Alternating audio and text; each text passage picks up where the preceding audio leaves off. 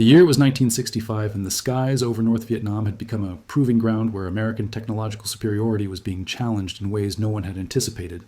The McDonnell Douglas F-4 Phantom, the pride of American air power, was facing an enemy that refused to play by the rules of modern aerial warfare. What happened next would transform not just an aircraft, but the entire philosophy of air combat for generations to come. If you're fascinated by military aviation history and the incredible stories of innovation under pressure, make sure to hit that like button and subscribe to the channel. We bring you the untold stories of engineering triumphs that changed the course of history. Captain James Mitchell sat in the briefing room at Da Nang Air Base, the humid Vietnamese air pressing through the inadequate ventilation system. Sweat beaded on his forehead, but it wasn't just the heat. He'd lost 2 wingmen in the past month, both to an enemy that shouldn't have stood a chance against the most advanced fighter jet in the American arsenal. The fluorescent lights buzzed overhead as the intelligence officer pointed to reconnaissance photos spread across the table. The MiG-17, a subsonic fighter that first flew in the early 1950s, was outmaneuvering Phantoms in close-quarters dogfights. On paper, it was impossible. The F-4 was faster, could carry more weapons, and had better radar. Yet American pilots were dying, and the loss rate was climbing to levels that made the Pentagon nervous. Mitchell remembered his first encounter with a MiG-17 3 weeks earlier. He'd been flying combat air patrol over the Red River Valley when the call came through, bandits inbound. His radar weapons officer, Lieutenant David Chen, had picked up the contacts at 20 miles. They'd accelerated to intercept, confident in their Sidewinder and Sparrow missiles. The engagement should have been textbook, but when they closed to visual range, everything fell apart. The North Vietnamese pilot had turned inside Mitchell's attack run, forcing him into a tight turning fight. The Phantom, designed as a missile platform for beyond visual range combat, handled like a freight train compared to the nimble MiG. Mitchell had felt the G-forces crushing him into his seat as he tried to keep his nose pointed at the enemy. Chen had called out the warnings as their airspeed bled off dangerously. They'd survived only because another flight of Phantoms had arrived, and the MiG pilot had disengaged. The problem wasn't just the aircraft. It was doctrine, training, and equipment all colliding with a harsh reality. The F-4 had been designed during an era when strategists believed dogfighting was obsolete, that missiles would decide air battles at long range. So the Phantom had been built without an internal gun, relying entirely on missiles that were proving far less reliable than their manufacturers had promised. Colonel Richard Brennan entered the briefing room, and every pilot came to attention. Brennan was a Korean War veteran who'd flown Sabres against MiG-15s, and he understood dogfighting in ways the younger generation didn't. He'd been arguing with higher command for months about the need for changes. Now, as he looked at the assembled pilots, there was something different in his expression, determination mixed with barely concealed frustration. Brennan explained that reports from the field were finally reaching the right people back in the States. Engineers at McDonnell Douglas and the Navy's facilities in China Lake were working on solutions, but solutions took time, and time was measured in pilots' lives. In the meantime, they'd have to adapt with what they had. The first adaptation was tactical. Instead of relying on missiles alone, pilots started using the Phantom's speed and energy advantages differently. They'd enter combat with altitude and speed, make slashing attacks, and disengage before getting drawn into turning fights. It required discipline and a fundamental shift in thinking. Many pilots, trained to close and destroy, found it counterintuitive. Mitchell spent hours studying gun camera footage from successful engagements. He noticed that the pilots who survived weren't necessarily the most aggressive. They were the ones who understood energy management, who could calculate angles and closure rates instinctively, who knew when to press and when to run. It was a kind of aerial chess that required both mathematical precision and split-second instinct. Lieutenant Sarah Reeves worked in the maintenance hangar at Da Nang, one of the few female officers on base. Her background in aeronautical engineering made her invaluable to a squadron trying to keep aging aircraft operational in brutal conditions. She'd noticed something that the pilots hadn't fully appreciated. The F-4's engines, the massive General Electric J-79s, could be coaxed into producing more thrust than their specifications suggested, but only if the maintenance was perfect and the fuel mixture precisely controlled. Reeves started working with the crew chiefs, developing procedures that squeezed every pound of thrust from those engines. It was meticulous work, adjusting fuel controls, cleaning compressor blades to mirror finishes, monitoring exhaust temperatures with obsessive precision. The improvements were marginal, maybe 3 or 4% more power, but in a dogfight, that margin could mean the difference between completing a turn before the enemy got a shot or becoming a target. She also noticed that many Phantoms were carrying maximum weapons loads on every mission, even when the tactical situation didn't require it. The extra weight degraded maneuverability significantly. Reeves started briefing pilots on weapons loadout optimization, showing them through calculations and wind tunnel data how much performance they were sacrificing. Some pilots resisted, wanting maximum firepower, but those who listened found their aircraft suddenly more responsive in combat. Back in the United States, the crisis in Vietnam was forcing a reckoning. At the Navy Fighter Weapons School, soon to be known as Top Gun, instructors were developing a new curriculum based on hard lessons from combat. They'd brought in actual MiG-17 aircraft, acquired through various means, and were teaching pilots how to fight against them. The school emphasized basic fighter maneuvers, energy management, and the kind of instinctive flying that couldn't be taught in a classroom. Commander Frank Walsh had flown 2 tours in Vietnam and had 3 MiG kills to his name. Now an instructor at Miramar, he was training a new generation of pilots. His approach was brutally simple. He'd take them up in training flights and systematically dismantle their confidence. Most pilots arrived thinking they were hotshots. Walsh would outturn them, outposition them, and simulate kills until they understood how much they didn't know. But Walsh wasn't just breaking them down. He was building them back up with the skills they'd need to survive. He taught them to think in 3 dimensions, to use vertical maneuvers that the MiG pilots weren't expecting, to exploit the Phantom's superior thrust-to-weight ratio in climbing fights. He showed them how to work as a team, with the lead and wingman executing coordinated attacks that divided the enemy's attention. The weapon system modifications were arriving in theater by mid-1967. External gun pods, carrying 20mm Vulcan cannons, could now be mounted on the centerline station of the F-4. It wasn't elegant, and it added drag, but it gave pilots a weapon that worked in close.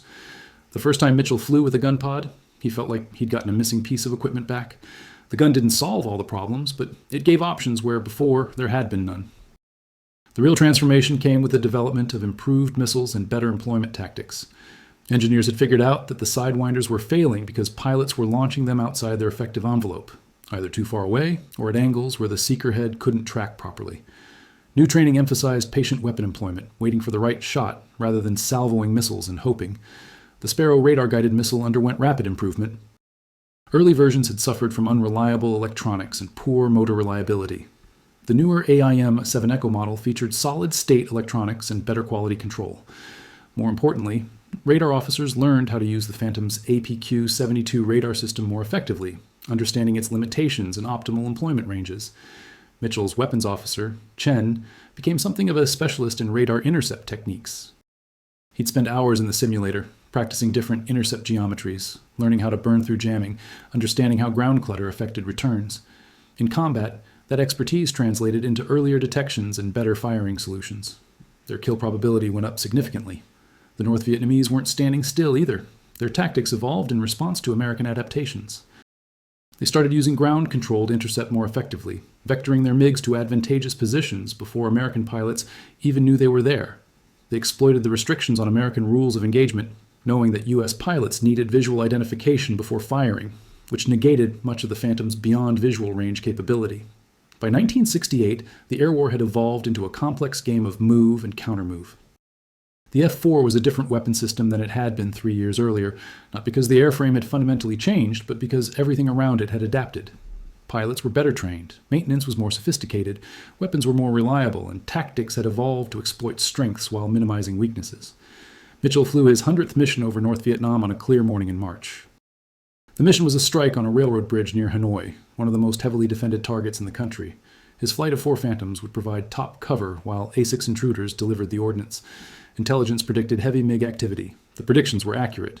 20 minutes into the mission, Chen picked up multiple contacts climbing from Phuc Yen airfield. Mitchell's flight commander made the call to intercept, and they rolled into an attack geometry that would have been unthinkable 3 years earlier. Instead of charging straight in, they set up a sweeping turn that kept their speed high, while positioning them above and behind the MiG formation. The engagement lasted less than 3 minutes. Mitchell's flight commander scored a kill with a Sparrow at 12 miles, the missile guiding perfectly on a MiG-21 that hadn't seen it coming. 2 MiGs turned to engage, and Mitchell's wingman used a climbing spiral that forced the enemy into a vertical fight, where the Phantom's power made the difference. Mitchell himself got a shot with the gun pod, walking a burst of 20mm rounds through a MiG-17 that had made the mistake of crossing in front of him. What made the engagement significant wasn't just the kills. It was that Mitchell's flight had executed exactly the tactics they'd trained for, using the Phantom's strengths while avoiding its weaknesses. They'd fought as a team, with mutual support that prevented the North Vietnamese pilots from isolating any single aircraft. They'd managed their energy state, never getting slow enough to lose their maneuverability advantage. and they'd return to base with all aircraft intact. The statistical improvement in air combat performance was dramatic. In 1965 and 66, the exchange ratio had been troublingly close to even, sometimes worse. By 1968 and 69, American pilots were achieving kill ratios of better than 2 to 1, sometimes much better. The F-4 hadn't changed significantly, but the system around it had been completely transformed. Lieutenant Colonel Marcus Rodriguez arrived in Vietnam for his second tour in late 1969. He'd been part of the initial cadre of instructors at Top Gun and had seen firsthand how the improved training was producing better pilots. Now, flying with the 8th Tactical Fighter Wing, he was implementing lessons that had been purchased with blood over the previous 4 years. Rodriguez introduced new formation tactics that maximized mutual support while maintaining flexibility. Instead of rigid 2-ship elements, his flights operated as 4-ship divisions that could quickly reconfigure based on the tactical situation. They practiced communications discipline, using brevity codes that conveyed complex information in seconds. They rehearsed emergency procedures until they became instinctive. The maintenance crews had also evolved significantly. Master Sergeant William Patterson ran the weapons loading teams with precision that would have impressed a Swiss watchmaker. Every missile was checked and rechecked. Electrical connections were tested. Seeker heads were cooled to optimal temperatures. Fusing was verified. Nothing was left to chance. Patterson's teams could turn an aircraft around in half the time it had taken in the early years, and with fewer maintenance-related aborts. The evolution extended to the support infrastructure. Aerial refueling techniques improved, allowing strike packages to stay on station longer. Electronic warfare aircraft learned to suppress North Vietnamese radar more effectively. Search and rescue procedures became more sophisticated, giving pilots confidence that if they went down, a coordinated effort would come for them. The entire system was becoming more professional, more capable, more deadly. Captain Jennifer Walsh, sister to Commander Frank Walsh, flew as an intelligence officer supporting the tactical wings. Her job was to analyze enemy tactics and disseminate that information to the combat crews. She noticed that the North Vietnamese were concentrating their best pilots in specific units, creating elite squadrons, similar to what the Germans had done in World War II. These pilots were dangerous, well-trained, and increasingly experienced. Walsh started compiling dossiers on individual enemy pilots based on tactics and kill claims. Some showed distinctive patterns in how they fought. One pilot, believed to be flying from Kep Airfield, had a preference for vertical scissors maneuvers and had claimed at least 5 American aircraft. Another specialized in ground-controlled intercept ambushes, using North Vietnamese radar to set up attacks from below and behind. Understanding these individual styles gave American pilots an edge. The F-4'E model started arriving in theater in late 1968, and it represented the culmination of hard-won lessons. This variant had an internal 20mm cannon built into the nose, eliminating the need for external gun pods. It had improved radar, better engines, and leading-edge slats that enhanced maneuverability at high angles of attack. The E-model Phantom was the aircraft the Air Force should have had from the beginning. Mitchell transitioned to the F-4'E in early 1970, and the difference was immediately apparent. The internal gun was perfectly harmonized with the gun sight, making accurate shooting much easier. The slats allowed sustained high-G turns without the onset of dangerous departures from controlled flight. The additional power from the improved J-79 engines meant better acceleration and climb rate. It was still a Phantom, but it was a refined, mature weapon system. The air war over Vietnam had taught lessons that would reshape American tactical aviation for the next 50 years. The importance of realistic training against dissimilar aircraft, the need for backup weapons when missiles failed, the value of situational awareness and energy management, the criticality of working as a team rather than as individuals. These weren't abstract concepts anymore. They were written in the combat reports and the memorial walls.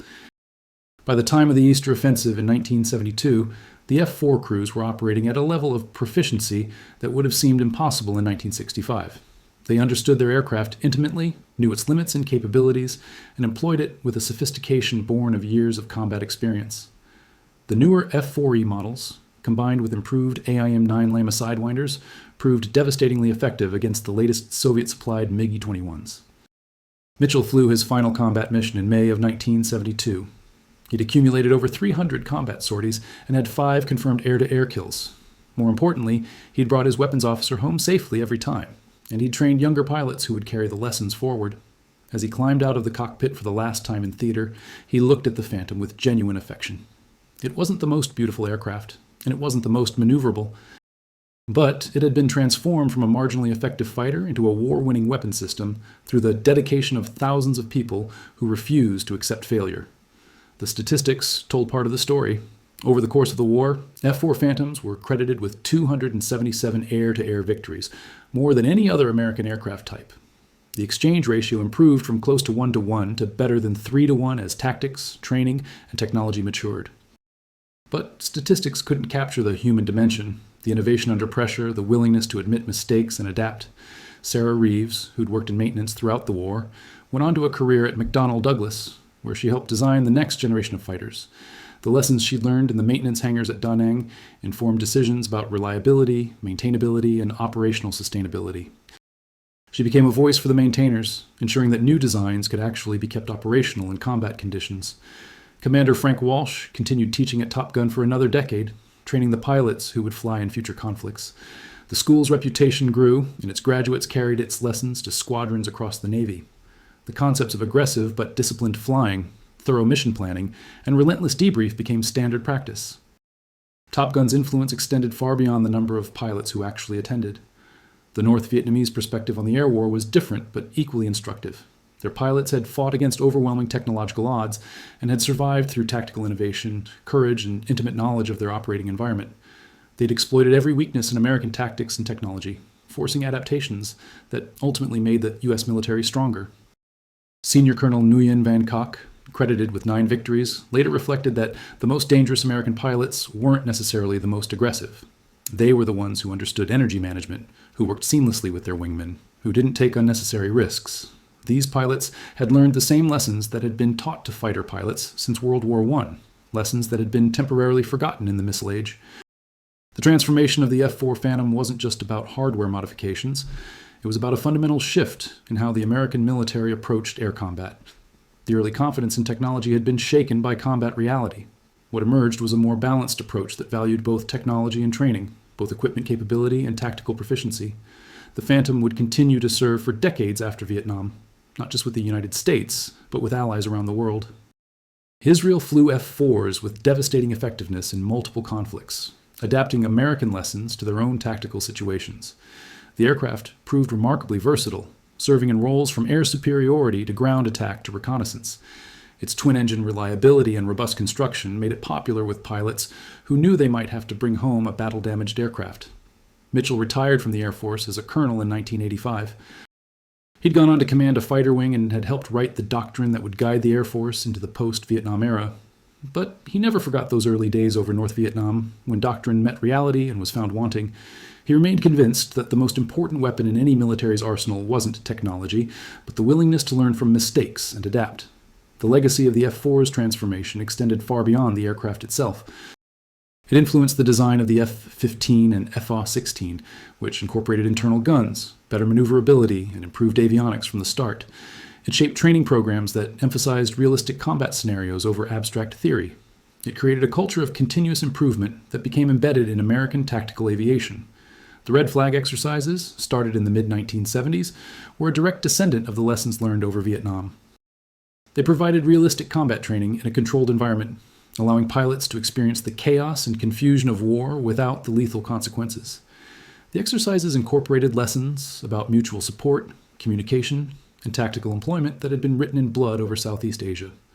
When Chen retired from the Air Force, he'd become one of the most experienced radar intercept officers in the service. He'd flown with multiple pilots and had seen the evolution of air combat from primitive radar-guided missiles to the sophisticated systems of the 1980s. His perspective on the transformation was different from the pilots. He'd seen it from the back seat, where success depended on managing complex systems while under extreme stress. Chen often told younger weapons officers that technology was just a tool. What mattered was understanding the tactical situation, knowing your aircraft's capabilities and limitations, and working seamlessly with your pilot.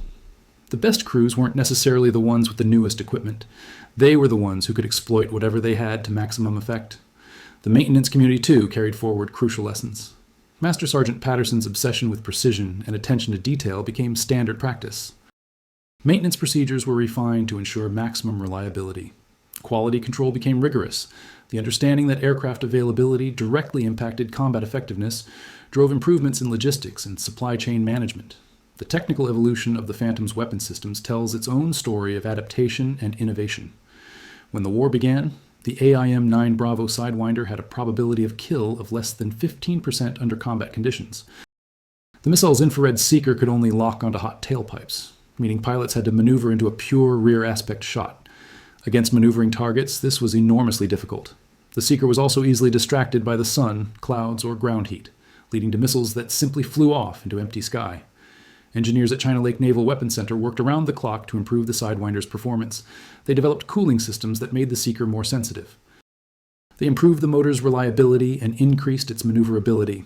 The AIM-9 Golf and later the AIM-9 Hotel variants showed dramatic improvements in reliability and kill probability. By the early 1970s, the Sidewinder had evolved into a genuinely lethal weapon. The Sparrow's evolution was even more dramatic. Early AIM-7 models suffered from catastrophic reliability problems. Electronics failed. Motors wouldn't ignite. Guidance systems lost lock at critical moments. Some missiles even went ballistic immediately after launch. For pilots betting their lives on these weapons, the unreliability was terrifying. Captain Thomas Reed had watched 3 Sparrows fail in succession during a single engagement in 1966, leaving him defenseless against a MiG-17 that nearly killed him. The problem wasn't just the missiles themselves, it was how they were stored, maintained, and employed. Sparrows required careful handling and precise environmental conditions. The tropical heat and humidity of Vietnam wreaked havoc on electronic components. Maintenance crews learned to store missiles in air-conditioned facilities and to check them meticulously before loading. They developed procedures for testing guidance systems and motors that dramatically improved reliability. Lieutenant Commander Rachel Martinez specialized in weapon systems engineering and spent 2 years analyzing missile failures. Her reports to the Naval Air Systems Command were brutally honest, documenting every failure mode and tracking patterns. She discovered that many failures occurred because missiles were being employed outside their design parameters. Pilots were launching at targets that were too close or too far, at angles that exceeded the missile's kinematic envelope, or in ways that confused the guidance system. Martinez developed new employment envelopes and training materials that taught pilots how to maximize their probability of kill. She showed them how to use the radar to get optimal lock quality before launching. She explained why patience in setting up a shot made more difference than raw aggression. Her work, distributed to squadrons across the Navy and Air Force, contributed to dramatic improvements in missile effectiveness. The human factors of air combat were equally important. Pilots had to make life or death decisions in seconds, while experiencing forces that degraded their cognitive abilities. Under high G loads, blood drained from the brain, narrowing vision and slowing reaction time. The physical strain of sustained maneuvering was exhausting. Pilots returned from missions drenched in sweat, arms aching from fighting the controls, physically and mentally depleted. Major David Thompson had been a competitive wrestler in college and understood the importance of physical conditioning. He started a fitness program at his squadron that emphasized strength training and cardiovascular endurance. Other pilots initially mocked the effort, but Thompson's performance in combat was undeniable. He could sustain high G maneuvers longer than his peers, and his situational awareness remained sharp even in extended engagements. Eventually, physical conditioning became standard across fighter squadrons. The psychological dimension was equally critical. Combat over North Vietnam was unlike anything most pilots had experienced. The threat environment was intense, with surface-to-air missiles, anti-aircraft artillery, and enemy fighters all operating in a relatively small area. The stress was cumulative, wearing down even the most resilient individuals. Some pilots developed what would later be recognized as combat stress reactions, experiencing anxiety, nightmares, and diminished performance. The Air Force and Navy were slow to recognize these issues, but eventually, programs emerged to support pilots' mental health. Chaplains and flight surgeons became more attuned to signs of stress. Commanders learned to rotate pilots out of combat zones before they became completely burned out. Peer support networks developed informally, with experienced pilots helping newer arrivals cope with the psychological demands of combat. Mitchell himself struggled after losing his second wingman. Lieutenant Chris Anderson had been shot down over Haiphong Harbor, and despite extensive search and rescue efforts, he'd never been recovered. Mitchell blamed himself, convinced that he should have seen the threat earlier or positioned his flight differently. He spent weeks replaying the engagement in his mind, trying to identify what he could have done differently. Colonel Brennan recognized the signs and sat down with Mitchell one evening in the squadron bar. Brennan didn't offer platitudes or false comfort. Instead, he talked about his own losses in Korea, about the wingmen who hadn't come home, about the burden of command and the impossibility of protecting everyone all the time. He told Mitchell that the only way to honor the lost was to learn from every engagement and to keep the rest of the squadron alive. It was a conversation that helped Mitchell process his grief and return to full effectiveness. The role of ground-based radar controllers deserves special recognition in this story. These officers, working in air-conditioned trailers filled with scopes and communication equipment, were the eyes that could see beyond the limits of airborne radar. They tracked both friendly and enemy aircraft, vectoring fighters into advantageous positions and warning of threats. In the early years, coordination between controllers and pilots was often poor, with confusing communications and unclear terminology. Captain Michael Torres worked as a ground-controlled intercept officer and became obsessed with improving the system. He developed standardized communication protocols that eliminated ambiguity. He trained his controllers to think like fighter pilots, understanding what information was critical and what was just noise. His controllers became known for crisp, clear directions that gave pilots exactly what they needed without cluttering the radio. Torres also pioneered the use of what would later be called composite force packages. Instead of sending fighters out individually or in small groups, he coordinated large strike packages with dedicated roles. Some aircraft would suppress enemy air defenses. Others would provide electronic warfare support. Fighters would establish combat air patrols at specific points. Strike aircraft would hit the target. The entire package would work as a coordinated whole, with Torres orchestrating from the ground. The evolution of electronic warfare capabilities played a crucial role in the Phantom's effectiveness. Early in the war, American aircraft were vulnerable to North Vietnamese radar-guided surface-to-air missiles and anti-aircraft fire. The SA-2 guideline missile system was particularly deadly, forcing aircraft to maneuver violently and disrupting attack runs. American responses included radar warning receivers that alerted pilots to threats, electronic countermeasures that jammed enemy radars, and anti-radiation missiles that could home in on radar emissions. The Wild Weasel program, which used specially modified F-4'S aircraft to hunt and destroy enemy air defense systems, became crucial to the overall air campaign. These crews deliberately drew enemy fire, identified radar locations, and attacked them with Shrike or Standard Arm missiles. It was dangerous work, requiring pilots to fly directly at systems that were trying to kill them. But the suppression of enemy air defenses allowed strike packages to operate more effectively and with lower losses. Lieutenant Colonel James Harrison flew with the Wild Weasels and developed tactics that maximized survivability while still accomplishing the mission. His approach emphasized surprise and timing. Instead of flying predictable patterns, his flights would vary altitudes, speeds, and routes. They'd coordinate their attacks with strike packages, hitting air defense sites just before the bombers arrived. Harrison's innovations reduced losses and increased the effectiveness of the overall air campaign. The maintenance and logistics challenges of keeping the F-4 fleet operational were enormous. Each aircraft required hundreds of hours of maintenance for every flight hour. Engines needed regular inspections and rebuilds. Hydraulic systems had to be checked meticulously. Electrical systems were complex and prone to failures in the harsh environment. Avionics required constant attention. The supply chain stretched across the Pacific, from depots in the United States to forward bases in Thailand and South Vietnam. Chief Master Sergeant Robert Clayton ran the maintenance operation for an entire wing and was legendary for his ability to keep aircraft flying. He understood that in combat, availability was as important as capability. An aircraft sitting broken on the ramp couldn't contribute to the mission. Clayton implemented aggressive preventive maintenance programs, cross-trained his technicians to maximum flexibility, and personally inspected critical systems. His wing consistently achieved higher readiness rates than comparable units. Clayton also fought bureaucratic battles to get the parts and equipment his maintainers needed. The supply system often delivered the wrong items or delivered them too late. Clayton developed informal networks with other units, trading parts and expertise. He wasn't above bending regulations when necessary to keep aircraft flying. His philosophy was simple. The mission came first, and paperwork could be sorted out later. It was an attitude that sometimes got him in trouble with higher headquarters, but earned him the fierce loyalty of his maintenance troops. The evolution of formation tactics represented another critical adaptation. Early in the war, American fighters often flew in rigid formations that limited flexibility. The standard two-ship element couldn't provide adequate mutual support in a maneuvering fight. Pilots found themselves isolated and vulnerable when they should have been supporting each other. Major Patricia Donovan, one of the few female fighter pilots to see combat in Vietnam, was instrumental in developing new formation tactics. Her background in aeronautical engineering gave her insights into energy management and geometry that informed tactical development. She advocated for fluid four-ship formations that could quickly reconfigure based on the tactical situation. Her concepts, initially met with skepticism, proved devastatingly effective in combat. Donovan emphasized what she called mutual support geometry. Fighters would maintain spacing and positioning that allowed them to see threats against each other and to maneuver to counter those threats. If one aircraft was engaged, its wingmen were already positioned to attack the enemy.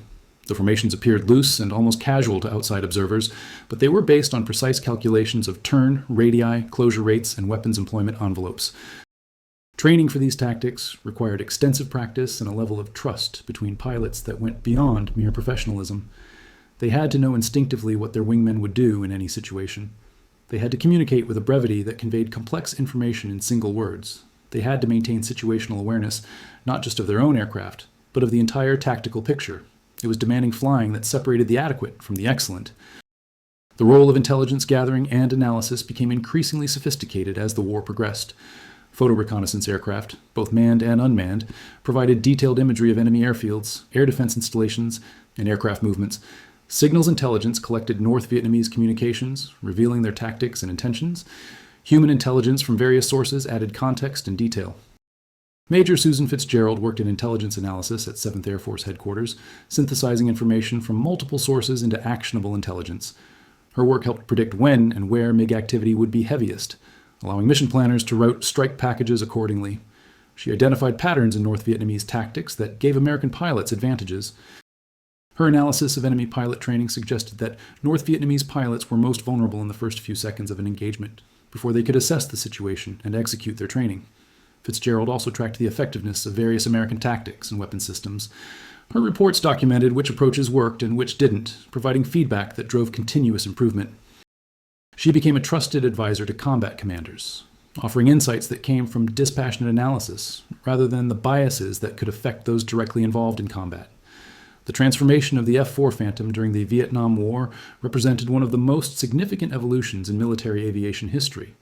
It demonstrated that hardware alone doesn't win wars. Training, tactics, maintenance, and the willingness to adapt under pressure are equally important. The lessons learned reshaped American air power and continue to influence military aviation today. As Mitchell looked back on his career, he realized that the real transformation hadn't been to the aircraft at all.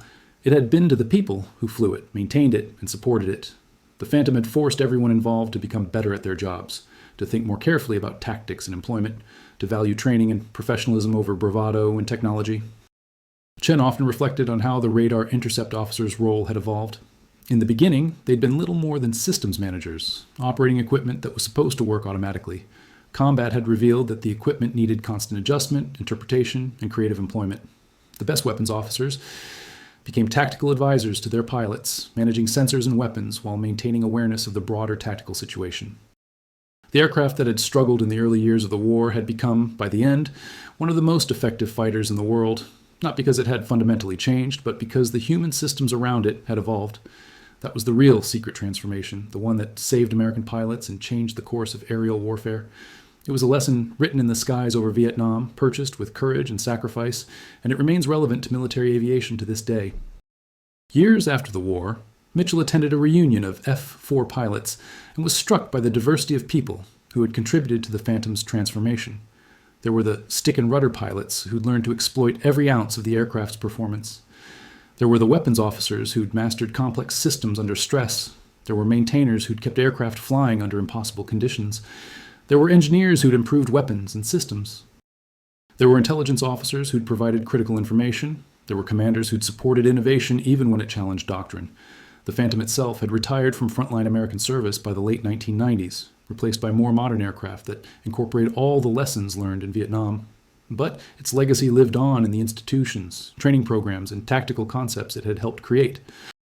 The emphasis on realistic training, the integration of technology and tactics, the importance of maintenance and logistics, the value of continuous improvement, all these became embedded in American military culture.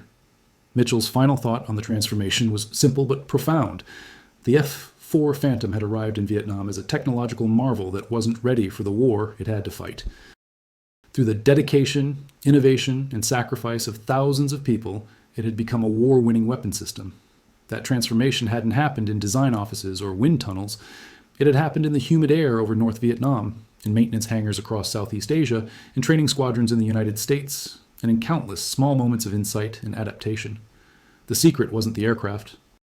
It was the people who refused to accept failure and who kept learning, adapting, and improving until they'd mastered their craft. That was the real Phantom Menace, the invisible force that transformed defeat into victory and forever changed how America approached air combat. First, Lieutenant Mark Stevens arrived at Da Nang in late 1971, part of the new generation of pilots who benefited from all the lessons that had been learned. His training at Top Gun had been intensive and realistic. He'd flown against dissimilar aircraft, practiced energy management until it became instinctive, and learned formation tactics that emphasized mutual support. When he flew his first combat mission, he felt prepared in ways that the early pilots hadn't been. Stevens noticed immediately how different the operational environment was from what he'd expected based on reading about the early war. The maintenance crews were professionals who took pride in their work. The aircraft were well maintained and reliable. The weapon systems worked as designed. The intelligence briefings were detailed and accurate. The entire operation ran with a level of competence that came from years of hard-won experience. On his third mission, Stevens experienced his first air-to-air engagement. His flight was providing escort for a strike package targeting a fuel depot near Hanoi when MiG-21s scrambled to intercept. The ground controller vectored Stevens' flight into position, and they executed a perfectly coordinated attack. Stevens' lead got a Sparrow kill at 15 miles.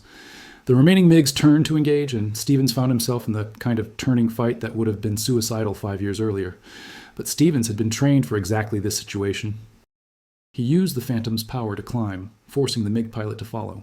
As the enemy aircraft slowed in the climb, Stevens reversed hard and came down behind him. The shot with his internal gun was textbook, exactly as he'd practiced dozens of times in training. The MiG exploded, and Stevens felt a surge of adrenaline mixed with the grim satisfaction of having executed his training perfectly. Captain Jennifer Walsh's brother, the Top Gun instructor, visited Vietnam in early 1972 to observe combat operations and gather lessons for the school. Commander Walsh spent 2 weeks flying with operational squadrons, debriefing missions, and talking with pilots and weapons officers. What he saw confirmed that the training revolution had been successful. The pilots were confident, competent, and tactically sound. They understood their aircraft and weapon systems intimately. They worked as cohesive teams. But Walsh also identified areas for continued improvement. He noticed that newer pilots sometimes became overconfident, forgetting that the enemy was also learning and adapting. He saw that some tactical innovations from combat weren't making it back to the training pipeline quickly enough. He observed that the focus on air-to-air combat sometimes came at the expense of air-to-ground proficiency. His report to the Navy outlined these issues and recommended specific changes to the Top Gun curriculum. The final major air battles of the war occurred during Operation Linebacker II in December of 1972. American forces launched massive bombing campaigns against North Vietnam, and the North Vietnamese responded with everything they had. The air battles were intense, with dozens of aircraft engaged simultaneously. The four Phantoms flew hundreds of sorties, providing fighter escort, suppressing air defenses, and conducting their own strike missions. Mitchell, now a lieutenant colonel, led a composite wing during Linebacker II. His responsibility was to coordinate all fighter operations for his area, ensuring that strike packages had adequate protection and that MiG threats were neutralized. The operation required precise planning and flawless execution. Mitchell drew on everything he'd learned over 7 years of thinking about air combat in Vietnam. The results were remarkable. Despite intense North Vietnamese resistance, American losses were relatively light, while enemy losses were heavy. F-4 crews achieved exchange ratios that exceeded 5-to-1 in many engagements. The transformation that had begun in frustration and failure had culminated in overwhelming tactical superiority. The Phantom had become the weapon system it was always meant to be. Technical Sergeant Maria Gonzalez worked in the munitions shop during Linebacker II, supervising the loading of thousands of weapons. The pace was relentless, with aircraft turning around as quickly as they could be refueled and rearmed. Gonzalez and her team worked 12-hour shifts, often longer, ensuring that every weapon was properly configured and safely loaded. The pressure was intense, but the training and procedures that had been developed over years of combat proved their worth. Gonzalez took pride in knowing that her work directly contributed to mission success. When pilots came back reporting successful weapons employment, she knew that the care her team had taken in preparing those weapons had made a difference. She also knew that reliability in munitions handling could mean the difference between life and death for the aircrew. That knowledge drove her to maintain the highest standards, even when fatigue made it tempting to cut corners. The diplomatic settlement that ended major American combat operations in Vietnam in early 1973 didn't diminish the lessons learned. The F-4 Phantom had proven that even flawed systems could be transformed through dedication and innovation. The aircraft continued to serve with distinction in other conflicts and with other nations for decades to come. Captain David Rodriguez, who'd flown with Mitchell during some of the toughest fighting, transitioned to the F-15 Eagle in the mid-1970s. The new aircraft incorporated everything that had been learned in Vietnam. It had an internal gun from the start. It was designed for maneuverability as well as speed. Its radar and weapon systems were more reliable. Its engines provided outstanding thrust-to-weight ratio. Flying the Eagle, Rodriguez could feel how the Phantom's legacy had influenced every aspect of the design. But Rodriguez never forgot the lessons from Vietnam. Technology was important, but it wasn't everything. Training mattered, tactics mattered, maintenance mattered, teamwork mattered. The human element would always be critical, regardless of how advanced the equipment became. He carried those lessons throughout his career, eventually rising to command of Tactical Air Command, where he ensured that future generations of fighter pilots would benefit from the knowledge purchased in the skies over Vietnam. The educational institutions that grew from the Vietnam experience became legendary. Top Gun continued to evolve, always incorporating the latest lessons from combat and technology. The Air Force's Fighter Weapons School at Nellis provided similar training for Air Force pilots. Red flag exercises allowed pilots to experience realistic combat scenarios. These programs became models that other nations studied and emulated. Colonel Sarah Reeves, the maintenance officer who'd worked so hard to improve aircraft reliability, went on to help design the F-16 Fighting Falcon. Her insistence on maintainability as a key design parameter influenced everything from engine access panels to avionics packaging. The F-16 became known as one of the most maintainable fighters ever built, a testament to lessons learned maintaining Phantoms in the harsh conditions of Southeast Asia. Reeves often reflected on how the Vietnam experience had shaped her approach to engineering. She'd learned that theoretical performance meant nothing if the aircraft couldn't be kept operational. She'd learned that maintainers in combat conditions needed systems that were robust and accessible. She'd learned that reliability under stress was more important than peak performance in ideal conditions. These insights, born from practical experience, made her a more effective engineer. The story of the F-4 Phantom's transformation during the Vietnam War is ultimately a story about people. It's about pilots like Mitchell who refused to accept that American technology wasn't good enough and who worked tirelessly to develop better tactics. It's about weapons officers like Chen who mastered complex systems under incredible stress. It's about maintainers like Patterson and Gonzalez who kept aircraft flying against enormous odds. It's about engineers like Reeves and Martinez who used combat feedback to improve weapons and systems. It's also about the North Vietnamese pilots and air defense crews who forced these adaptations through their own skill and courage. They fought against overwhelming technological odds and often prevailed through tactical innovation and intimate knowledge of their operating environment. The American transformation wouldn't have happened without facing such a capable and determined enemy. In the years since the war, historians and military analysts have studied the F-4's evolution in Vietnam as a case study in organizational learning and adaptation. Business schools have used it as an example of how to respond to failure. Military academies have analyzed it for lessons about doctrine development. The story has become part of the institutional knowledge of American military aviation. But for those who lived through it, the transformation was personal. It was about losing friends and learning from those losses. It was about the satisfaction of seeing improvements work in combat. It was about the pride of being part of something larger than themselves. It was about the bonds formed between people who depended on each other for their lives. Mitchell, in his retirement, often gave talks about his experiences in Vietnam. He emphasized that the most important lesson wasn't about aircraft or weapons or technology. It was about the capacity of committed people to learn, adapt, and overcome obstacles. The F-4 Phantom had been transformed not by some brilliant individual insight, but by the collective effort of thousands of people, each contributing their expertise and dedication. The Phantom Menace wasn't the aircraft itself. It was the intangible quality of determination and professionalism that transformed a struggling weapon system into a war winner. That quality, more than any specific technology or tactic, was the real secret. And it remained the most important element of military effectiveness long after the last F-4 Phantom had been retired from American service. The legacy lived on in the institutions, the people, and the culture of excellence that Vietnam had forged from the crucible of combat.